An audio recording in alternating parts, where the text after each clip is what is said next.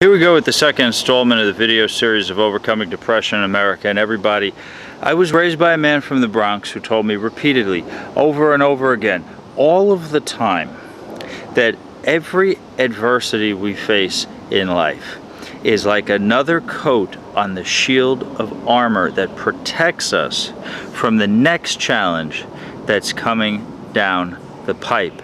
And what doesn't kill us always makes us stronger and wiser.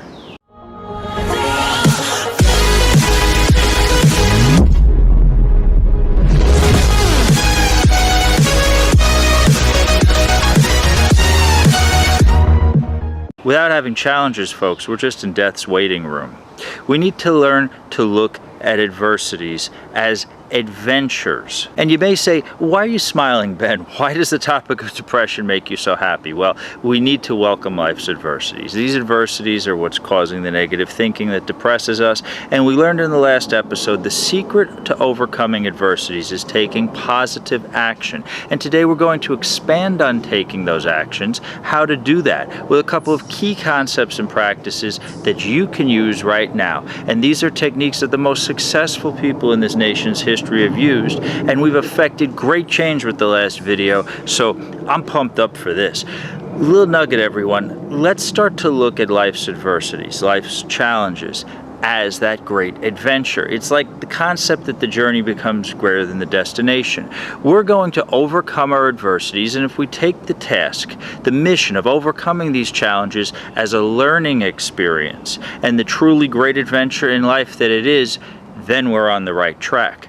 To answer your question as to why I'm happy about doing this episode on overcoming depression is because of the huge positive feedback I received almost instantly from people all across this great nation of ours. This great nation that's searching for a true definition of its identity still to this day. And all those people out there who informed me that the last video changed their lives or brought them happiness and helped them put themselves into a more positive mindset. You guys made my day and you inspired me to continue this, and it's only been a day. So to see the people benefit so much from the perspectives displayed there just touched my heart. And I want to say, don't thank me. It's truly my pleasure and my honor to serve you. In the last video, we touched on two very important parts of overcoming depression. We discussed Wayne Dyer and the way that we frame the challenges and adversities we're experiencing so we can overcome them with a definite plan. And we started the discussion of individualism versus collectivism through American philosophy. Let's start with that. Let's discuss the awesome power of individualism versus the very castrated existence of collectivism. Some of you may recall Roy Kroc, the man who built McDonald's into the most successful restaurant franchise in the history of the world, and he was an avid follower of the early American philosopher Norman Vincent Peale, who, like Napoleon Hill and Dale Carnegie, authored an early American self-help book called The Power of Positive Thinking. Sidebar. Some philosophers challenge the idea that these self-help books serve a positive purpose, but I've noted the majority of these modern-day philosophers, one, are not from the United States and really unqualified by experience, therefore, to understand how our country works and how opportunity works here, and two, most of them have their own books out there about how philosophy should be applied in your life, so they have an economic interest in keeping you from buying somebody else's book versus their own. These books are of great help in the lives of Americans. They're like instruction manuals to building a positive life for yourself here in this country. Don't be intimidated by opinions. Opinions are a dime a dozen, said Napoleon Hill, and worth just about that, less than a cent. If it makes you happy and doesn't hurt others, that's the opinion that you need, baby. Kroc was a true individualist in a world of collectivists. And this long-standing American tradition of bucking the trend and being unique as individuals is waning. But it shouldn't be, because this is what made this country great. Perhaps the cause of your feelings for upset, those things that depress you, is because of the quiet pressure that collectivists are applying in this country today.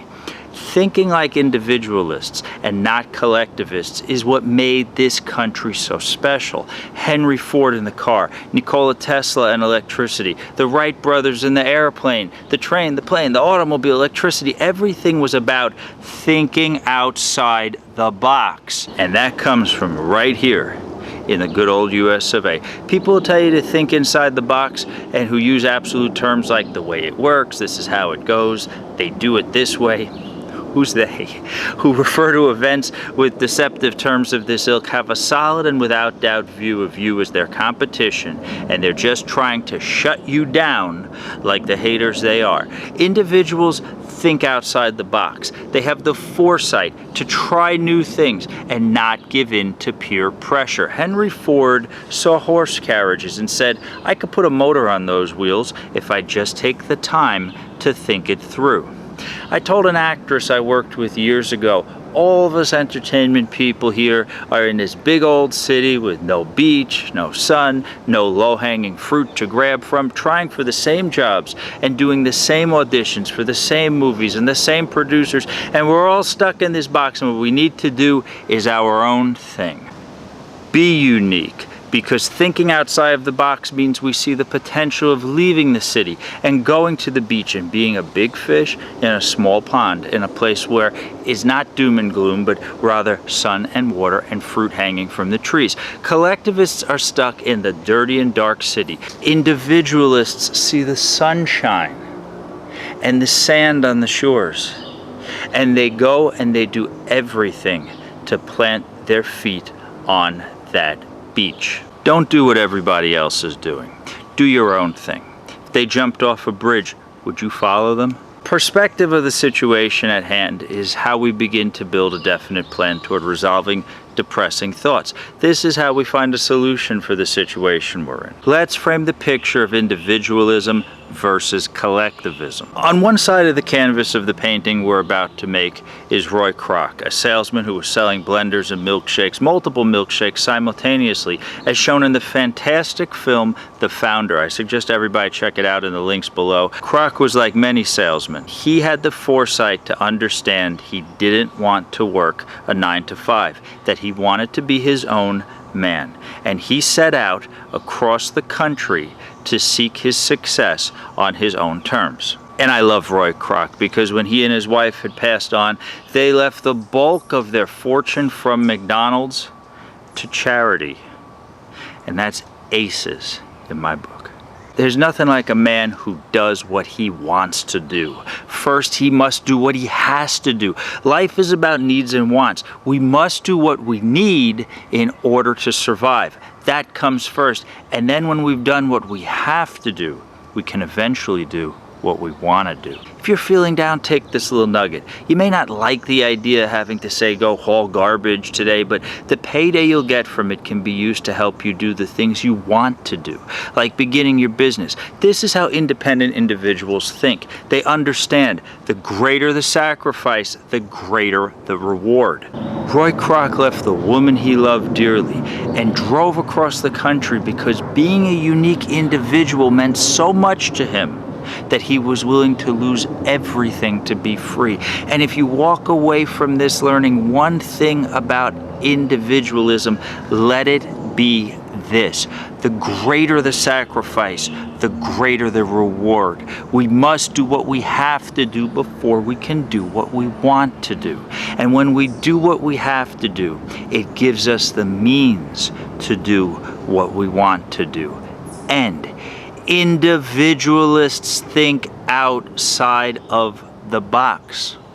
Collectivists are sharing the same brain and never get beyond each other. So many people in this great big dysfunctional country of ours get bogged down in the truly negative collectivist mindset. Collectivism is just an intimidation tool, people, and to defeat this is to give yourself true liberty, true freedom, and to be truly successful in your life. Because after all, it's your life. It doesn't belong to your boss. It doesn't belong to the company you work for. Your life belongs to you, and it is the one gift God has given you that you get to do whatever you want with. So make sure to do the correct things with your life, and don't drink, don't smoke, don't do drugs, because that's putting chemical poison in your body and polluting the gift God gave you with poison. It poisons your blood, it poisons your muscles, and most importantly, it poisons your mind. We see all these advertisements from liquor companies that make it appear as if buying their beer or their crazy volatile liquor that has a chemical composition more like propane than grapes will somehow land you on a yacht with gorgeous women and put you into a luxury environment. And if you're buying into this, you're not living in reality.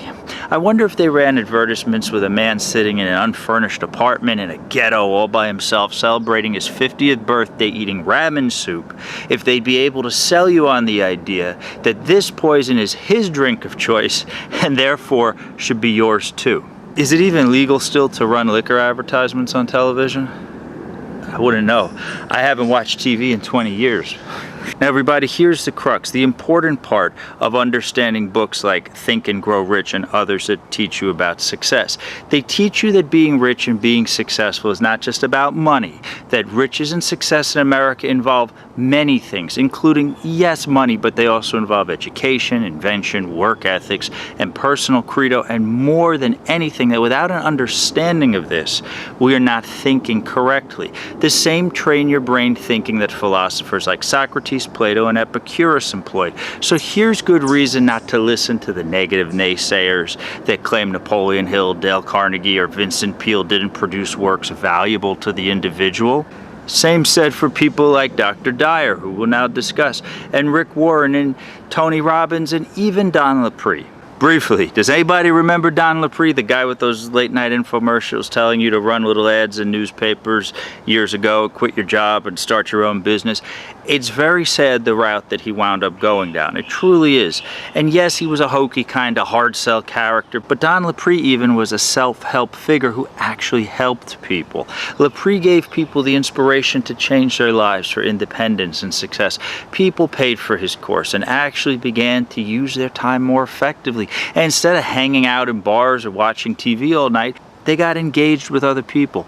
They used their minds to think outside of the box. This is a good example of the American philosophy in application. And you have to apply this to your next move. The next step that you'll take to get out of the upset that is commonly called depression. Now, let's utilize Dr. Wayne Dyer's system of looking at adversities as situations and not problems. Dyer, before he passed away about 10 years ago, embarked on a very noble task of teaching us that by looking where we stand right now, the place around us, that if we live for the moment, we can see little things that make the matter more enjoyable. If all we have are the thoughts in our mind, then that is a start. And this is where manifestation begins. I loved reading one of Dyer's books where he discussed arriving at a New York airport for an overseas flight and finding out the flight would be delayed 8 hours. Instead of moping around the airport and being upset that he had to wait 8 hours, he left the airport, got in a cab, went to have dinner and watch a movie, and came back and made his flight. He made a conscious decision to forego negative thoughts and turn lemons into lemonade. He made the decision to enjoy his life in that moment, and we can all make that decision. All we have to do is say to ourselves, what can we do to make this situation less difficult? And then take action. Dyer gave us a great roadmap that mimics the early American philosophers like Hill and Carnegie, and I find it a very coursing connection between Dyer's Spiritual Solution book to that of Hill's Master Key book, the solving problems aspect of both. Hill said that if you can solve other people's problems, the world is your oyster. Dyer teaches us that there's no such thing as problems, just situations and solutions, and this is the heart of any adversity of any type. Dyer focuses on what we can do to solve our own issues. Invariably, this is applicable to issues we face with the entire rest of the world. We need to seek solutions, not use this situation as an opportunity to fight, pontificate, or go on a parade of self-promotion. We need to use the existence of the upset to tailor a concrete fix for it. Both men meet in the middle plane this way through the core concept of Thomas Merton, who wrote the book No Man is an Island, which is, well, just about that. No person is really all by themselves in the world, and we need to accept and have friendly dealings with the rest of the people in the world in order to live free, because always being bogged down in dissension and arguing with your fellow man is truly a lifestyle that limits our growth and makes us less free. We become prisoners to our own ignorance. So the art, the true talent of looking at life's adversities as a way to make change for the good, is the soul of overcoming our upset and depression. And realizing the opportunity we have in this country to do it should be a great wind beneath our wings. Remember, every challenge we face, every adversity becomes like another coat on our shield of armor, protecting us and making us stronger against the next adversity that's coming down the pipe. What doesn't kill us makes us stronger and wiser.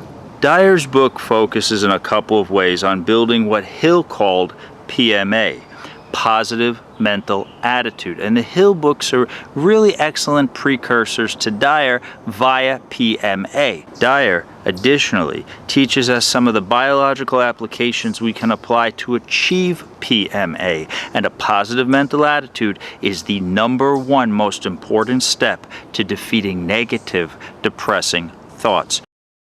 So we've accepted that the American way of life makes it completely normal that we attempt to achieve things far greater than what our parents achieved, and that we're a country built on bigger, better, faster, stronger, and that there's nothing wrong with this, and it's acceptable as long as we don't hurt others or hurt ourselves. Because if no man is an island, said Merton, then when we hurt ourselves, we are hurting others as well. Now, Dyer tells us to prepare our bodies so we can achieve that positive mental attitude. We need to solve problems. He teaches us that diet is important, that drinking water cleanses the body and cools down the mind. Yes, it does. Water cools the body and cools the mind. Eating nuts and berries that advance our digestion is a good thing. And folks, I knew this old country boy. He used to talk about this nasty guy that we knew, and he'd say, every time I see that guy, all he's drinking is coffee with tons of sugar in it or a beer. And he said, I wonder how his attitude, his mind, would be if somebody taught him sometimes it's best to just drink water. Dyer philosophizes that we need to have quiet time to contemplate and collect our thoughts, as Hill did. And heck, how can you read these books? How can you study if you're always with your face in your cell phone and your ear clogged with a Bluetooth device stuck in it? When you do that, you're not engaged in critical thinking. You're just receiving information.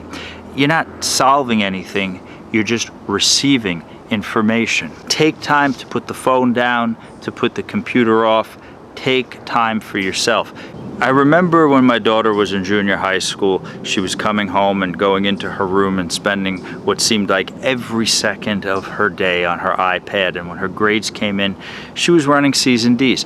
I took the cell phone and the iPad away, and in a matter of months, she made the honor roll. Do the things you need to in the environment around you to be able to affect the things you want to in the environment that lays further out. Instead of being indoors on your phone all day, go outside and take a walk. Bring a book, sit down on a bench, read it, and challenge your mind to use the ability God gave you. This is how we achieve manifestation, by manifesting the dreams and visions in our mind into reality. But we have to build the mind the same way we build a house, by laying a solid, unshakable foundation. This is how we make our dreams come true. It involves quiet time to study and think, a qualified knowledge of what we're doing, and work ethic that represents the best of our personal character that makes the actions we take work. We also have to be 100% sober if we're to succeed in getting ahead in this world. Let's be realistic. You can't get ahead drinking or doing drugs, because those things slow you down. A quick note about manifestation. There's a lot out there about what manifestation is really all about, and a lot of garbage too, like people who say manifestation involves only wishing for something. Real manifestation is what this series is all about. It's about applying true and proven acts as a strategy that make your dreams into reality. And you can't do that without a positive mental attitude. So therefore it's essential we look at the flip side of our coins to see the adversity we're up against can be used in a positive way to our advantage. Let's make an example. You just lost your job. Where do you start to see this from a positive perspective? If you didn't like your job or your boss or your coworkers for whatever reason, even the wrong reason, well, now you no longer have to have the burden of dealing with these people on a daily basis. Or maybe you want to do something new for yourself, and now you have the time to do that. Possibly you have unemployment, and that's an opportunity to make a change and do something different as well. And change is the one true constant. Change is always happening. It is the one true constant. Final thought, if you're in business just to make money and it means nothing personal to you, you'll never be truly successful. People who think only about making money most times are so focused on all the money they want that they don't pay attention to the devil in the details of their plan. If Henry Ford hadn't built his wheel spokes with high-strength forged steel bolts, an example, the bolts would have snapped off his cars and he would have gotten nowhere. The horses would have had to come pull him out.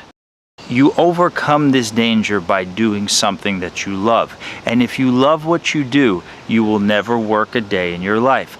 If you just can't stand your job, if it makes you hate it, just quit. But replace it with something that you love. And even if you don't make a fortune, it will bring you new experiences. It will open new doors. You'll meet new people and learn new things. And you'll never be kicking yourself in the ass for not trying. And that holds true. If you don't try to do what you always wanted to do, you'll be kicking yourself in the ass for not giving it a try.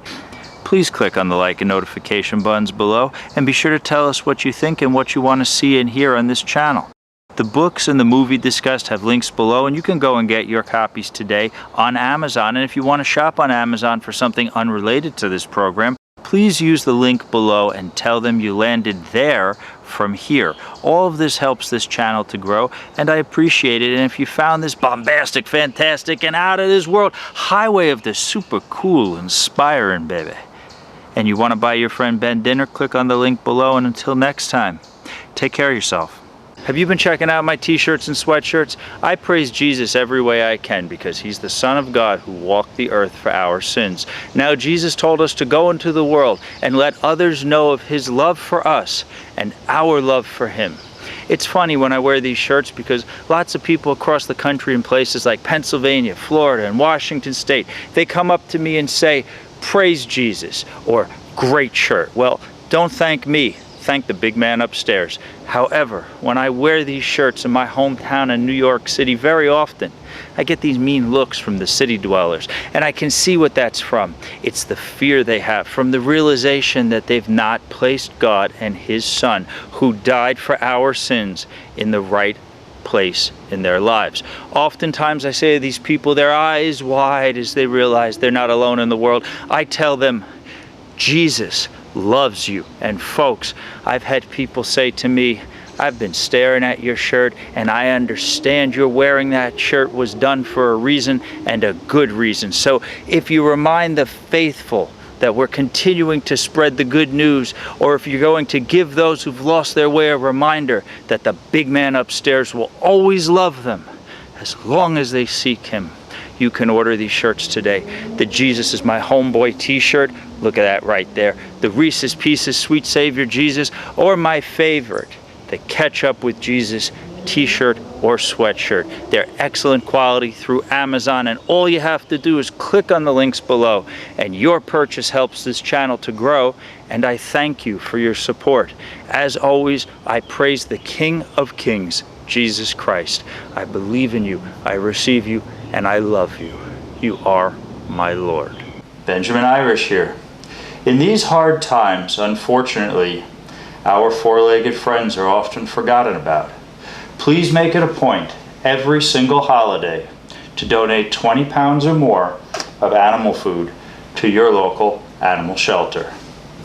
These guys would ask you for it, but they don't have words. Isn't that right, Zoe? Isn't that right, Zeus? You guys are ready for your walk? Can I get kissy wishy, mommy? Oh, thank you, thank you, thank you, thank you. Thank you. You gonna give me? Oh, you gave me a kissy too. Mwah. Love you guys. Aww. Please, donate 20 pounds of animal food to your local shelter every single holiday. Let's go for a walk, guys. Let's go for a walkie walk. Let's go for a walkie walk. Whisper. Hey, you guys did so good.